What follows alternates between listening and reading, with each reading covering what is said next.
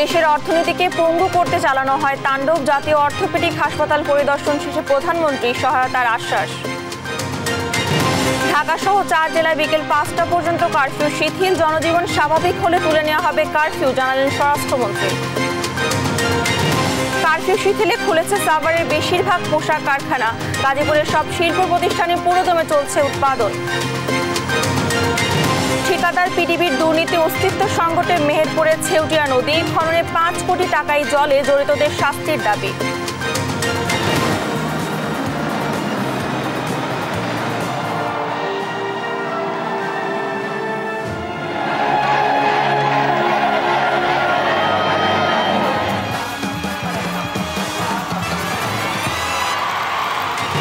এবং জমকালো আয়োজনে পর্দা উঠল গ্রেটেস্ট শো অন আর্থ অলিম্পিকের। আর্চার সাগরের হাতে লাল সবুজের পতাকা।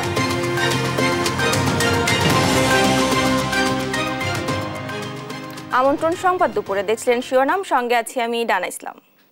এবারে বিস্তারিত।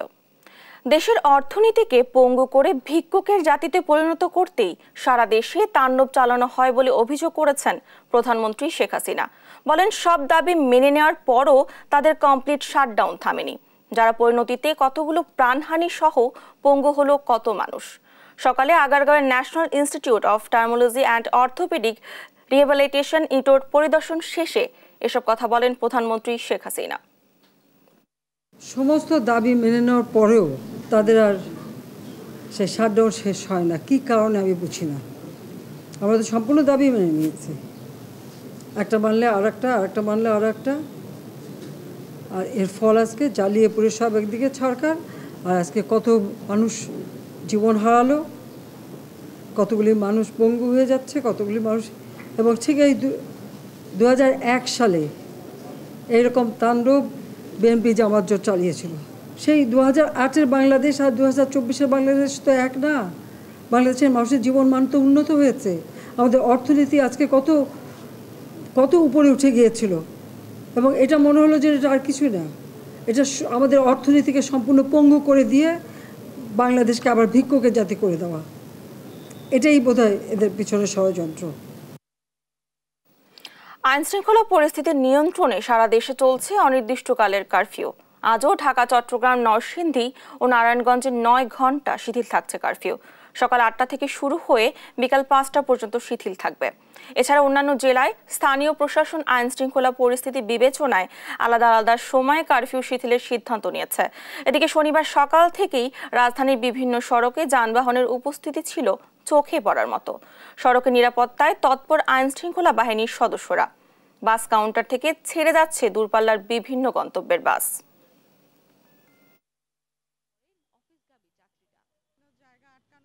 সড়কের ট্রাফিক ব্যবস্থা দ্রুত স্বাভাবিক পর্যায়ে নিয়ে আসতে সরকারের প্রতি গেল কয়েকদিনের তুলনায় আজ রাজধানীতে যান চলাচল অনেকটাই স্বাভাবিক। সকাল থেকেই কর্মস্থলে যাচ্ছে মানুষ। রাজধানীর সড়ক ও আইন শৃঙ্খলার পরিস্থিতি জানাচ্ছেন সহকর্মী শিউলি রায়। আমি এই মুহূর্তে অবস্থান করছি শাহবাগ মোড়ে। আজ কারফিউর 8ম দিন এবং কারফিউর 8ম দিনে সকাল 8টা থেকে বিকাল 5টা পর্যন্ত কারফিউ শিথিল করা হয়েছে এবং এই কারফিউ শিথিল অবস্থায় আপনারা দেখতে পাচ্ছেন আমার পিছনে রাস্তাঘাটের পরিস্থিতি একদমই বলতে পারেন যে স্বাভাবিক এবং রাস্তাঘাটে সকল প্রকার যান চলাচল স্বাভাবিক পরিস্থিতিতেই চলছে। বলতে পারেন ঢাকা শহরের যে চিরাচরিত চেহারা, যান চলাচল স্বাভাবিক গতিতেই তাদের হচ্ছে গিয়ে যে চলাফেরা এবং স্বাভাবিক মানুষজন তাদের যে জনজীবনের যে চিত্র, সেই চিত্র আপনারা দেখতে পাচ্ছেন। আপনি লক্ষ্য করলে দেখবেন যে আইন শৃঙ্খলা বাহিনী তারা তাদের হচ্ছে নিরলসভাবে তাদের দায়িত্ব পালন করছে এবং স্বাভাবিক মানুষজন কিন্তু যে ভোগান্তি গত কয়েকদিন 2-3 দিনে যে ভোগান্তি তাদের পোহাতে হয়েছে রাস্তাঘাটে চলাফেরার ক্ষেত্রে, সেই ভোগান্তিটা কিন্তু অনেকটাই কমে এসেছে। আপনি এটাও খেয়াল করবেন যে মেইন রোডগুলোতে কিন্তু আগে হচ্ছে স্বাভাবিক পরিস্থিতি যখন ছিল তখন হচ্ছে রাস্তাঘাটের মেন রোডগুলোতে কিন্তু রিক্সার চলাচলটা কিন্তু নিষিদ্ধ ছিল, কিন্তু এখন জনসাধারণের কথা চিন্তা করে আইনশৃঙ্খলা বাহিনী কিন্তু তারা তাদের জায়গা থেকে হচ্ছে কি রিক্সা চলাচল সুবিধাটা আসলে করে দিয়েছে। আজ কারফিউর যে অষ্টম দিন, সেই অষ্টম দিনে আপনি হচ্ছে রাস্তাঘাটের পরিস্থিতি আমি বলতে পারি একদমই স্বাভাবিক, যান চলাচল স্বাভাবিক, মানুষের যে জীবন তার যে গতি, মানুষের স্বাভাবিক গতি, সেই স্বাভাবিক গতিটাও হচ্ছে একদম স্বাভাবিক এবং মানুষের ভিতরে যে আতঙ্কের ছিল সেটা আসলে অনেকটাই কমেছে। তো এই ছিল আমার কাছে সর্বশেষ। কারফিউ শিথিল থাকায় স্বাভাবিক হচ্ছে জনজীবন। বরিশাল থেকে বিস্তারিত জানাচ্ছেন সহকর্মী শফিক মুন্সি। বরিশালে কিন্তু আজ এক সপ্তাহ যাবত আসলে কারফিউ চলছে এবং এই কারফিউ বাস্তবায়নে কিন্তু স্থানীয় যে প্রশাসন, বেসরকারি প্রশাসনকে সহায়তা করছে বাংলাদেশ সেনাবাহিনীর সেনা সদস্যরা। এবং আমরা দেখেছি যে এই কারফিউ চলাকালীন সময়ে যে এই চলতি মাসের শুরু থেকে বরিশালের বিভিন্ন সড়ক মহাসড়ককে যে অবরোধ, আন্দোলন, সংঘাত, সহিংসতার ঘটনা যেগুলো ছিল সেগুলো কিন্তু একদম অদৃশ্য হয়ে গেছে এবং এখন এই মুহূর্তে কিন্তু বরিশালে আসলে যে চলমান কারফিউ সেটি শিথিল রয়েছে। আমরা যেটা জানি যে প্রতিদিনই কিন্তু আসলে দিনের একটা বড় সময় জুড়ে আসলে কারফিউ শিথিল থাকে এবং যে কারণে কিন্তু ধীরে ধীরে জনজীবন আসলে আগের যে স্থিতিশীল পর্যায়ে সেখানে কিন্তু ফিরে যাচ্ছে। এখন আমরা বর্তমানে দাঁড়িয়ে আছি বরিশাল নগরের আমতলা মোড় এলাকায় এবং এই এলাকার পাশে কিন্তু সরকারি অনেক হাসপাতাল, সরকারি বেসরকারি প্রতিষ্ঠান এবং খুব কাছেই আসলে রূপাতলী বাস টার্মিনাল আছে এবং আমরা দেখছি যে সর্বত্রই কিন্তু আসলে মানুষজনের যে চলাচল সেটি স্বাভাবিক রয়েছে। সড়কে কিন্তু অনেক যানবাহনের দেখা মিলছে। আমরা আরো যেটা আসলে জেনেছি যে আজ কিন্তু বরিশাল, রূপাতলী এবং নথুল্লাবাদ বাস টার্মিনাল থেকে যথারীতি দূরপাল্লার এবং যে স্বল্প দূরত্বের যে বাস সেগুলো আসলে ছেড়ে গেছে সকাল থেকেই এবং বরিশাল নদীবন্দর থেকে অভ্যন্তরীণ রুটের লঞ্চ চলাচল বেশ স্বাভাবিক রয়েছে। কিন্তু ঢাকাগামী যে লঞ্চগুলো সেগুলো সাধারণত রাতে ছেড়ে যায় বিধায় এবং যাত্রী কম থাকে বিধায় কিন্তু এখন পর্যন্ত সেগুলো চলাচল শুরু করেনি। এবং আমরা বরিশাল জেলা প্রশাসন সূত্রে যেটা জেনেছি আজ সকাল 6টা থেকে রাত 9টা পর্যন্ত কিন্তু বরিশাল মহানগর এবং পার্শ্ববর্তী যে জেলাগুলো আছে সেই জায়গাগুলোতে আসলে কিন্তু কারফিউ শিথিল থাকে এবং এই কারফিউ বলবৎ রাখার জন্য কিন্তু আমরা দেখেছি যে পটুয়াখালীর যে শেখ হাসিনা সেনানিবাস আছে সেখানকার সেনা সদস্যদের দুটি ব্যাটালিয়ন কিন্তু এই বরিশালের জেলায় কাজ করছে এবং একই সাথে কিন্তু বরিশালের বিভাগের যে 6 জেলা এবং শরীয়তপুর, মাদারীপুর এই দুই মোট 8 জেলায় কিন্তু আসলে তারা কাজ করে যাচ্ছে স্বাভাবিক জীবন নিশ্চিত করার জন্য। তো এই ছিল আমার কাছে বরিশাল থেকে চলমান কারফিউ সর্বশেষ। জনজীবন পুরোপুরি স্বাভাবিক হলে তুলে নেওয়া হবে কারফিউ। শুক্রবার রাতে ধানমন্ডিতে নিজ বাসভবনে আইন শৃঙ্খলা বাহিনীর সাথে বৈঠক শেষে একথা জানান স্বরাষ্ট্রমন্ত্রী আসাদুজ্জামান খান কামাল। জানান পরিস্থিতির উন্নতি হচ্ছে, তাই কারফিউ শিথিলের কথা ভাবছে সরকার। এ বিষয়ে আজ সিদ্ধান্ত নেওয়া হবে বলে জানান স্বরাষ্ট্রমন্ত্রী। বিস্তারিত এনআই নাহিদের প্রতিবেদনে। দেশজুড়ে কারফিউ চলমান, পেরিয়ে গেছে এক সপ্তাহ। প্রতিদিনই বাড়ছে শিথিলের সময়। ধীরে ধীরে পরিস্থিতির উন্নতি হচ্ছে উল্লেখ করে মন্ত্রী জানান কারফিউ তুলে দেওয়ার বিষয়ে ভাবছে সরকার। কোনো জায়গায় কোনো অস্বাভাবিক কিছু আমাদের নজরে আসেনি। তো আমরা সেই জন্যই চিন্তা করছি যে আমরা ধীরে ধীরে যে কারফিউ শিথিল করা সেটা আমরা করা যায় কিনা সেটা আজকে আমরা চিন্তা করেছি। কালকে আবার এই ব্যাপারে আমরা সিদ্ধান্ত নেব। কোটা আন্দোলনের নামে দেশজুড়ে সহিংসতা ও তাণ্ডব চালিয়েছে দুর্বৃত্তরা। এ ঘটনায় চলছে ধরপাকড়। তবে হতাহতের ঘটনায় দোষীদের ব্যাপারে দেশবাসীর কাছে প্রশ্ন রাখেন স্বরাষ্ট্রমন্ত্রী। এতগুলি মানুষকে যা হত্যা করা হলো, এতগুলো দেশীয় সম্পদ নষ্ট হলো, এর দায় দায়িত্ব এখন কে নেবে? এখন আমি আজকে দেখলাম বিএনপির এক নেতা বলছেন যে এই সহিংসতার মধ্যে তারা নেই। তাহলে ঘটনাটা কি দাঁড়ালো? এইটার দায় দায়িত্ব কে নিবে? এই প্রশ্নটা কিন্তু এখন জনগণের কাছে চলে আসছে। এদিকে নিরাপত্তার স্বার্থে শুক্রবার বিকেলে নাহিদ সহ কোটা আন্দোলনের 3 সমন্বয়কারীকে ডিবি হেফাজতে নেওয়া হয়েছে। এর কারণ স্পষ্ট করেন স্বরাষ্ট্রমন্ত্রী। জিজ্ঞাসাবাদ দরকার যে কারা তোমাকে থ্রেট দিচ্ছে, কারা তোমাকে এইভাবে তোমাদেরকে ধমকাচ্ছে, সেটা জানার জন্যই, তার জিজ্ঞাসাবাদের জন্যই 2-1 জনকে তারকে ডেকে নেওয়া হয়েছে এবং জিজ্ঞাসাবাদ শেষে আমরা তার নেক্সট ব্যবস্থা আমরা গ্রহণ করব। চলমান পরিস্থিতি নিয়ে রাতে আইনশৃঙ্খলা বাহিনীর সাথে আবারও বসবেন স্বরাষ্ট্রমন্ত্রী, যেখান থেকে কারফিউ শিথিলের বিষয়ে আসবে নতুন ঘোষণা। এনআই নাহিদ, দেশ টিভি, ঢাকা। সাম্প্রতিক সহিংসতায় ব্যাপক ক্ষতি হয়েছে আইনশৃঙ্খলা বাহিনীর। সারা দেশে দুর্বৃত্তরা হামলা চালিয়েছে পুলিশ, র্যাব, বিজিবি ও আনসারের একাধিক স্থাপনায়। অগ্নিসংযোগ ও ভাঙচুর করেছে 300 গাড়িতে। পুলিশ বলছে, যারা পুলিশ ও অন্যান্য বাহিনীর স্থাপনায় হামলা চালিয়েছে তাদের প্রত্যেককেই আইনের আওতায় আনা হবে। বিস্তারিত মাজহারুল ইসলামের রিপোর্টে। কোটা সংস্কার আন্দোলন ঘিরে এমন সহিংসতা এর আগে দেখেনি বাংলাদেশ। আক্রান্ত জননিরাপত্তায় ভূমিকা রাখা পুলিশ, র্যাব থেকে শুরু করে বিজিবি ও আনসার বাহিনীও। পরিসংখ্যান বলছে, বাহিনীর অন্তত 313টি স্থাপনায় হামলা ও অগ্নিসংযোগ হয়েছে। ভাঙচুর করা হয়েছে সাজোয়া যানসহ বিভিন্ন ধরনের গাড়ি। এ সময় দুর্বৃত্তদের হামলায় নিহত হয়েছে পুলিশের 3 জন এবং 1 আনসার সদস্য।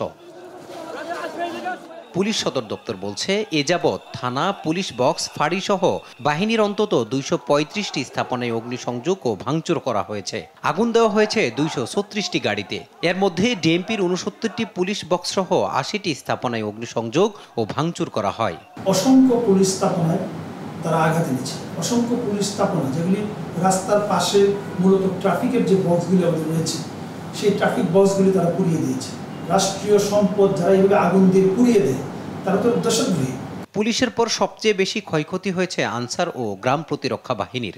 বাহিনীর 78টি স্থাপনায় হামলা, ভাঙচুর ও অগ্নিসংযোগ করা হয়। সাম্প্রতিক সহিংসতায় তাদের 1 সদস্যের প্রাণ গেছে, আহত শখানেক সদস্য।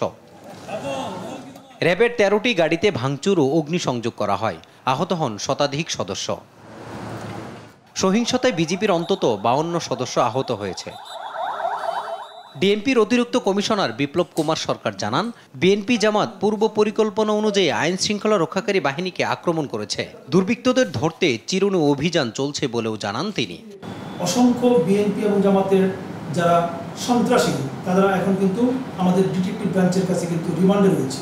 রিমান্ডে কিন্তু তারা গুরুত্বপূর্ণ তথ্যগুলি দিচ্ছে, কখন থেকে তারা প্ল্যানগুলি করছে, কখন তারা প্ল্যানিংগুলি করে কখন তারা এক্সিকিউশনে গিয়েছে, কারা কারা এক্সিকিউশন লেভেলে ছিল। ঢাকা শহরের প্রত্যেকটি জায়গায় রেড করছে যেন এই একজন সন্ত্রাসী আইনের ফাঁক দিয়ে তারা বের হতে না পারে। নিরাপত্তা বাহিনীর সদস্যরা বলছেন, সহিংসতা সৃষ্টিতে বাধা মনে করায় আইন শৃঙ্খলা রক্ষাকারী বাহিনীকে লক্ষ্য করে পরিকল্পিতভাবে হামলা হয়েছে। মাজহারুল ইসলাম, দেশ টিভি, ঢাকা। নারায়ণগঞ্জের শহর জুড়ে কোটা আন্দোলন ঘিরে সহিংসতার ক্ষতচিহ্ন। হামলা, ভাঙচুর ও অগ্নিসংযোগ করা হয়েছে 17টি প্রতিষ্ঠান ও কমপক্ষে 65টি যানবাহন। এতে ক্ষয়ক্ষতি হয়েছে 200 কোটি টাকার বেশি। আইনশৃঙ্খলা বাহিনী বলছে, পরিকল্পিতভাবে চালানো হয়েছে সব হামলা। সহকর্মী বিল্লাল হোসাইনের রিপোর্ট, জানাচ্ছেন আপন অপু। কোটা আন্দোলন ঘিরে সহিংসতায় ক্ষতবিক্ষত নারায়ণগঞ্জ। ভাঙচুর ও অগ্নিসংযোগ করা হয় আঞ্চলিক পাসপোর্ট অফিস, পিবিআই কার্যালয়, নগর ভবন, নারায়ণগঞ্জ ক্লাব, জেলা আওয়ামী লীগ কার্যালয়, হাইওয়ে পুলিশ ফাঁড়ি সহ কমপক্ষে 17টি প্রতিষ্ঠানে। রেহাই পায়নি ব্যাংক ও হাসপাতালও। আগুন দেয়া হয় 11টি সরকারি গাড়ি, 24টি বাস, 27টি খাদ্যপণ্যবাহী যান ও অ্যাম্বুলেন্স আর 20টি মোটরসাইকেলে। ক্ষতিগ্রস্তদের দাবি, পিবিআই অফিসের 10 কোটি টাকা, সিটি কর্পোরেশনের 50 কোটি টাকা ও এসবি পোশাক কারখানায় দুর্বৃত্তদের দেয়া আগুনে ক্ষতি হয়েছে 125 কোটি টাকার। যে একটা গার্মেন্টস ক্ষতি হয়েছে, এটাই আমার গার্মেন্টস। ইভেন বলছে যে যারাই এরা লুট করছে, ইভেন যারা এটার ক্ষতি করছে তাদের উপযুক্ত বিচার করবে। ল্যাপটপ, কম্পিউটার, আমাদের সরকারি মালামাল, যত চেয়ার টেবিল যা কিছু ছিল সব কিছু একদম পুড়িয়ে ছাই করে দেওয়া হয়েছে। আমি এখানে আসার আগে এটা চিন্তাও করতে পারি নাই যে এভাবে একটি সরকারি সম্পদ, রাষ্ট্রের সম্পদ এভাবে কেউ ধ্বংস করতে পারে। রাফলি যেটা আমরা করেছি, আমাদের তো আরও কয়েকটা প্রতিষ্ঠানকে আক্রমণ করা হয়েছে। এখানে প্রায় 40 থেকে 50 কোটি টাকার উপরে হবে। পাসপোর্ট অফিসে গ্রাহকের 8000 পাসপোর্ট, ফায়ার সার্ভিসের গাড়ি সহ আরো 27টি যানবাহন সহ অনেক প্রতিষ্ঠানের ক্ষয়ক্ষতির মূল্য নির্ধারণ চলছে। দুর্ভাগ্যজনক হলেও এটা বলতে হয় যে আমরা একটা বিরাট ক্ষতির মধ্যে পড়ে গেছি। স্টকটা আমাদের তো ব্যাংক লোন নিলে দেওয়া থাকে, সেই প্রাইস লিস্ট অনুযায়ী 10 কোটি টাকার কাছাকাছি। পুলিশ বলছে এসব নাশকতা করা হয়েছে পরিকল্পিতভাবে। অভিযোগ জড়িত ছিল বিএনপি জামায়াতের নেতাকর্মীরা। এরই মধ্যে ৩৭৪ জনকে গ্রেপ্তার করেছে পুলিশ। আর যারা নাশকতা চালিয়েছে ও আশ্রয় দিয়েছে তাদের কাউকেই ছাড় দেওয়া হবে না বলে জানিয়েছেন সংসদ সদস্য শামীম ওসমান। যারা যারা জঙ্গিদেরকে আশ্রয় দিয়েছে এবং এই ঘটনাগুলি করতে সহযোগিতা করেছে, আমরাও তাদেরকে মুক্তিযোদ্ধা যেভাবে ফাইন্ড আউট করেছে, ইনশাল্লাহ আমরাও তাদেরকে মুক্তিযোদ্ধা সন্ত্রাসী হিসাবে ফাইন্ড আউট করব এবং যা করার দরকার তাই করব এবং প্রতিশোধ না শুধু প্রতিঘাত করব। প্রত্যক্ষভাবে যারা ঘটনাস্থলে ছিল সে হচ্ছে আমাদের এখানকার যে জেলা বিএনপির যারা নেতৃবৃন্দ আছে, গিয়াসউদ্দিন সাহেব আছেন, আমি আরও নাম পেয়েছি, সে হচ্ছে সাবেক কাউন্সিলর ইকবাল নাম, তার নাম হচ্ছে ইকবাল সহ যারা আরও অ্যাডভোকেট টিপু সহ আরও যারা আছে, মশিউর রহমান রনি, এছাড়া আরও আমরা যাদের নাম প্রাথমিকভাবে পেয়েছি সাজ্জাদ, তারা সবাই বিএনপি নেতাকর্মী এবং জামাতের নেতাকর্মী। ক্ষতচ্ছিন্ন বুকে নিয়েই জনজীবনে ফিরছে প্রাণচাঞ্চল্য। নিউজ ডেস্ক, দেশ টিভি। খুলে দেওয়া হয়েছে গাজীপুরের সব শিল্প কারখানা, পুরোদমে শুরু হয়েছে উৎপাদন। এ নিয়ে আরো জানাচ্ছেন সহকর্মী নজরুল ইসলাম। আপনার যেমনটা বলছিলেন, গাজীপুরে পোশাক কারখানায় কিন্তু স্থবিরতা কাটিয়ে কিন্তু শ্রমিকরা স্ব প্রতিষ্ঠানে যোগ দিয়েছেন এবং গাজীপুরের যে শিল্প অঞ্চল টঙ্গী এবং গাজীপুরের কোনাবাড়ি প্রায় ৫,০০০ অধিক যে পোশাক কারখানা রয়েছে সেই সমস্ত পোশাক কারখানায় কিন্তু শ্রমিকরা কাজে যোগ দিয়ে কিন্তু সন্তুষ্ট প্রকাশ করছেন। সেই সাথে মালিক পক্ষ কিন্তু লোকসানের যে বড় ধরনের হাত থেকে কিন্তু রক্ষা পেয়েছেন। তারাও চাচ্ছেন যে পোশাক কারখানা নিরবিচ্ছিন্নভাবে যেন সরকারের সহযোগিতায় এই পোশাক কারখানাগুলোর পাশে দাঁড়ায়। তো সেভাবেই কিন্তু গাজীপুরের যে আমরা দেখেছি যে গুরুত্বপূর্ণ যে পয়েন্টগুলো রয়েছে, আইন শৃঙ্খলা বাহিনী কিন্তু প্রতিটি পয়েন্টে পয়েন্টে সাধারণ শ্রমিক এবং গার্মেন্টস এবং পোশাক কারখানাকে কিন্তু নিরাপত্তা দিয়ে যাচ্ছেন। তারাও চেষ্টা করছেন যে পোশাক শিল্পটাকে যেভাবে ধরে রাখা যায় সেভাবে যেন কাজ করে। অপরদিকে কিন্তু আমরা কথা বলেছিলাম বিভিন্ন পোশাক কারখানার মালিকদের সাথে, তারা নিরবিচ্ছিন্ন ইন্টারনেট সুবিধাটা চাচ্ছেন তারা, এবং পোশাক কারখানা ধরে রাখতে গেলে কিন্তু ইন্টারনেটের যে সুবিধাটা সেটা তাদেরকে দেওয়ার জন্য বারবার কিন্তু ওনারা তাগিদ দিয়েছেন। তো আমি যেখানটায় দাঁড়িয়ে রয়েছি গাজীপুরের ফাদার গার্মেন্টস লিমিটেড, এখানে কিন্তু আমরা এখানে দেখেছি যে সকাল থেকে কিন্তু উৎসবমুখর পরিবেশে কিন্তু শ্রমিকরা কাজে যোগ দিয়েছেন এবং পাশাপাশি মালিক পক্ষ কিন্তু এখানে যে লোকসানের একটি হাত থেকে কিন্তু রক্ষা পেয়েছেন। আপনারা জানেন যে গত বুধবার থেকে গাজীপুরের যে পোশাক কারখানাগুলো রয়েছে সেগুলো কিন্তু চালু রেখেছেন এবং পাশাপাশি বিভিন্ন গুরুত্বপূর্ণ মোড়ে মোড়ে কিন্তু আইন শৃঙ্খলা বাহিনী আমরা দেখেছি সজাগ দৃষ্টি রেখেছেন। তো এভাবেই কিন্তু গাজীপুরের যে পোশাক কারখানাগুলো রয়েছে সেগুলো কিন্তু খোলার ফলে কিন্তু মানে একটি কর্মচাঞ্চল্য একটি সৃষ্টি হয়েছে। এখন আমরা কথা বলার চেষ্টা করব যে আপনার ফাদার গার্মেন্টস এবং পোশাক কারখানার যে সিইও এবং এমডি জাকির সাহেবের সাথে আমরা কথা বলার চেষ্টা করব, জানতে চাইব ওনার কাছে কী ধরনের সমস্যা ফেস করতেছেন আপনারা এই পোশাক কারখানা খোলা রেখে। না, ধন্যবাদ। আমাদের বেসিক্যালি যেদিন থেকে আপনার কারফিউ শিথিল করা হলো সেদিন থেকেই মোটামুটি প্রায় 100% শ্রমিক আমাদের কারখানায় যোগ দিয়েছেন। তারা স্বতঃস্ফূর্তভাবেই কাজ করতেছেন। এই 5 দিনের যে লস, এই লসটা রিকভারি আমরা এক্সট্রা টাইম কাজ করে আমরা লসটা রিকভারি করার চেষ্টা করতেছি। বাট যে প্রবলেমটা হচ্ছে আমাদের বিজনেসগুলো কিন্তু আপনার যেহেতু গ্লোবাল বিজনেস আমরা করি, সেক্ষেত্রে কাস্টমারের সাথে কমিউনিকেট করার জন্য ইন্টারনেটটা খুবই জরুরি। ইভেন আমরা ইন্টারনালি যে রিপোর্টিংগুলো করি, রিপোর্টিংগুলো কিন্তু ওয়ার্কাররা আপনার যে প্রোডাকশনগুলো দিচ্ছে এটা আপনার ধরেন মোবাইলে ডাটাগুলো এন্ট্রি দিচ্ছে, আমরা রিয়েল টাইম ডাটাগুলো দেখার জন্য ইন্টারনেটটা খুবই জরুরি। সো এই জায়গায় আমরা একটা ট্রাবল ফেস করতেছি আপনার নেট নিয়ে, কারণ রিয়েল টাইম ডেটা দেখা এবং রিয়েল অ্যাকশন নেওয়া, অন টাইমে রাইট অ্যাকশন নেওয়া, সেক্ষেত্রে আমরা একটু প্রবলেম ফেস করতেছি। গভর্নমেন্টের কাছে অনুরোধ থাকবে যাতে আপনার ইন্টারনেটের ফ্যাসিলিটিটা পুরোদমে আমাদের চালু করে দেয়, বিশেষ করে গার্মেন্টস ফ্যাক্টরিতে এটা থাকা উচিত।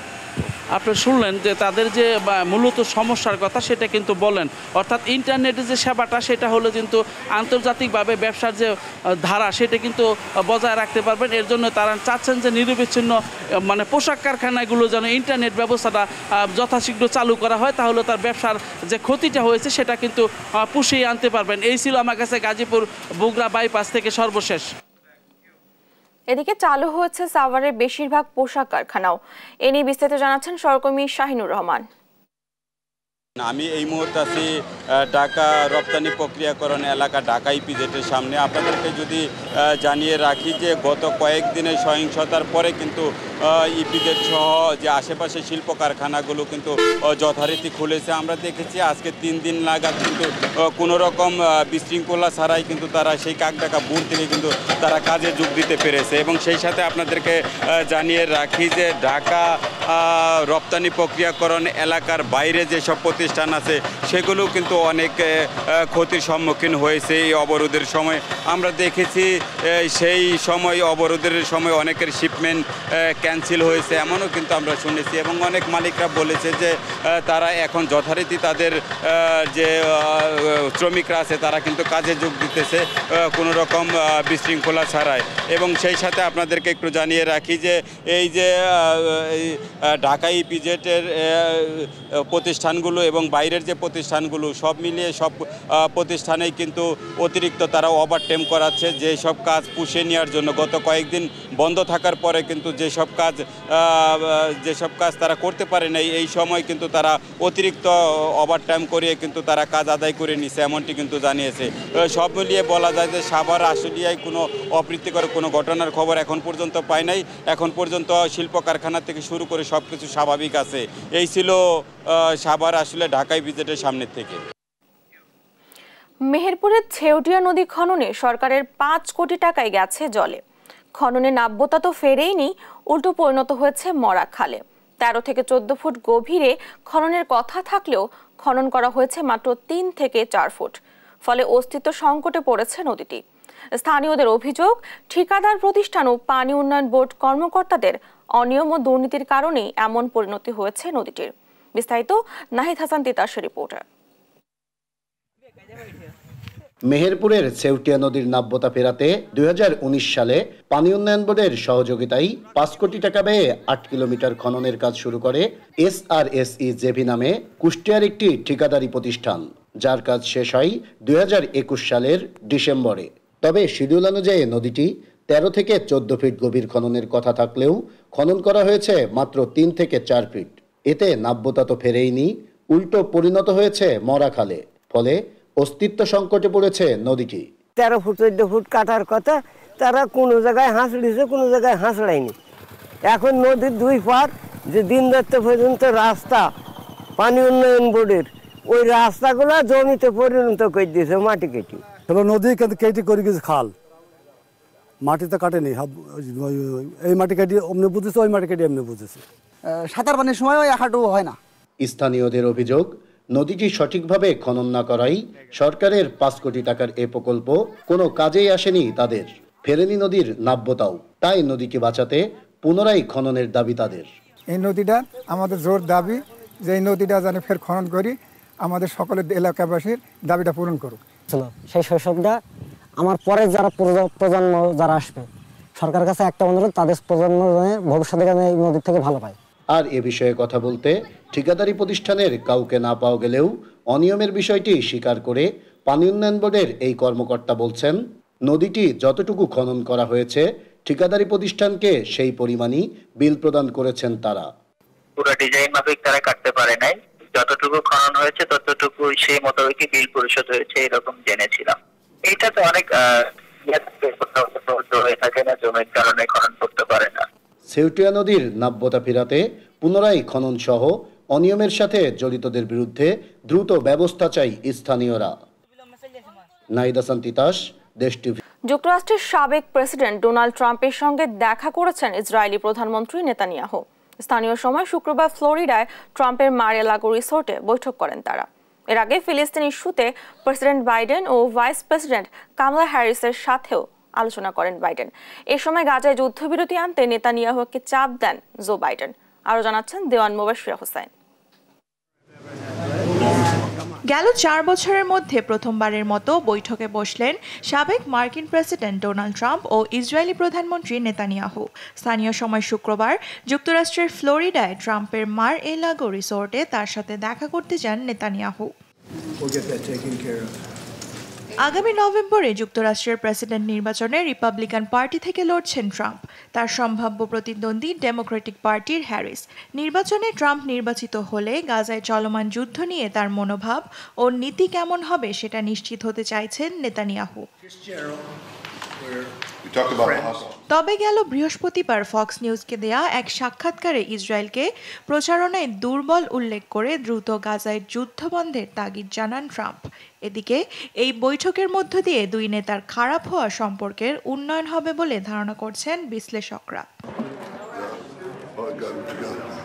ট্রাম্পের সাথে দেখা করার একদিন আগেই বাইডেনের সাথে বৈঠক করেন নেতানিয়াহু। স্থানীয় সময় বৃহস্পতিবার হোয়াইট হাউসে এ বৈঠক অনুষ্ঠিত হয়।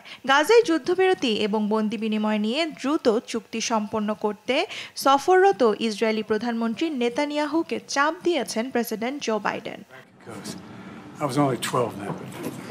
বাইডেনের সঙ্গে বৈঠকের পর মার্কিন ভাইস প্রেসিডেন্ট কমলা হ্যারিসের সাথেও বৈঠক করেন নেতানিয়াহু। গাজায় যুদ্ধবিরতি চুক্তির প্রস্তাবে রাজি হওয়ার জন্য নেতানিয়াহুর প্রতি আহ্বান জানিয়েছেন হ্যারিস। যুদ্ধ অবসানের সময় এসেছে এবং তিনি এ বিষয়ে চুপ থাকবেন না বলেও মন্তব্য করেন কমলা। দেওয়ান মুবাশশিরা হোসেন, নিউজ ডেস্ক, দেশ টিভি। আইফেল টাওয়ার সংলগ্ন সেন নদীতে অনুষ্ঠিত হলো প্যারিস অলিম্পিকের জমকালো উদ্বোধন অনুষ্ঠান। এবারই প্রথম কোনো ভ্যানুর বাইরে গ্রেটেস্ট শো অন আর্থের পর্দা উন্মোচন হলো। একে একে নৌকায় পতাকা হাতে মার্চ পাস্ট করেন 206 দেশের হাজারো অ্যাথলেট। অনুষ্ঠানে মঞ্চ মাতিয়েছেন পপস্টার লেডি গাগা। তৌসিফুল হাসানের রিপোর্টে থাকছে বিস্তারিত।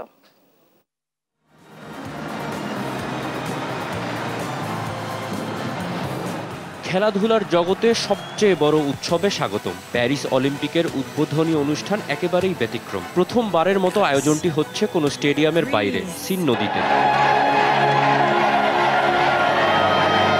শুরুতে মার্চ পাস্টে অংশ নেন 206 দেশের হাজারো অ্যাথলেট। সিন নদীর বুক চিরে চলে অ্যাথলেটদের বহনকারী নৌকা। পতাকা উড়িয়ে আরম্ভ হয় ব্যতিক্রমধর্মী এই মার্চ পাস্ট।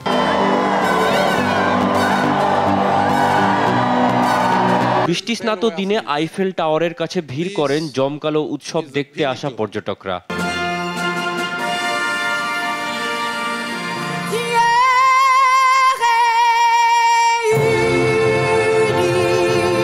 উদ্বোধনী অনুষ্ঠান মাতান গায়িকা সেলিন ডিয়ন ও আমেরিকান পপস্টার লেডি গাগা। ফরাসি কিংবদন্তি ফুটবলার জিনেদিন জিদানও মশাল হাতে অনুষ্ঠানের শোভা বাড়ান। তার সাথে যোগ দেন টেনিস তারকা রাফায়েল নাদালও। বর্ণাঢ্য আয়োজনে উপস্থিত ছিলেন ফরাসি প্রেসিডেন্ট ইমানুয়েল ম্যাক্রো। অন্যান্য দেশের লিডাররাও যোগ দেন প্যারিস অলিম্পিকের উদ্বোধনী অনুষ্ঠানে। নানান দেশের মানুষের মিছিল মেলায় উৎসবের আমেজে মাতে পুরো শহর।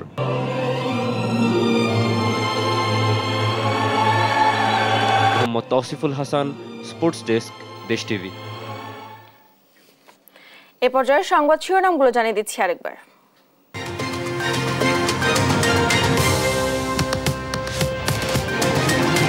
দেশের অর্থনীতিকে পঙ্গু করতে চালানো হয় তাণ্ডব। জাতীয় অর্থোপেডিক হাসপাতাল পরিদর্শন শেষে প্রধানমন্ত্রী সহায়তার আশ্বাস। ঢাকা সহ 4 জেলায় বিকেল 5টা পর্যন্ত কারফিউ শিথিল। জনজীবন স্বাভাবিক হলে তুলে নেওয়া হবে কারফিউ, জানালেন স্বরাষ্ট্রমন্ত্রী। কারফিউ শিথিলে খুলেছে সাভারের বেশিরভাগ পোশাক কারখানা। গাজীপুরের সব শিল্প প্রতিষ্ঠানে খুলছে পুরোদমে। ঠিকাদার পিডিবির দুর্নীতিতে অস্তিত্ব সংকটে মেহেরপুরের ছেটিয়া নদী খননের 5 কোটি টাকাই জলে জড়িতদের শাস্তির দাবি।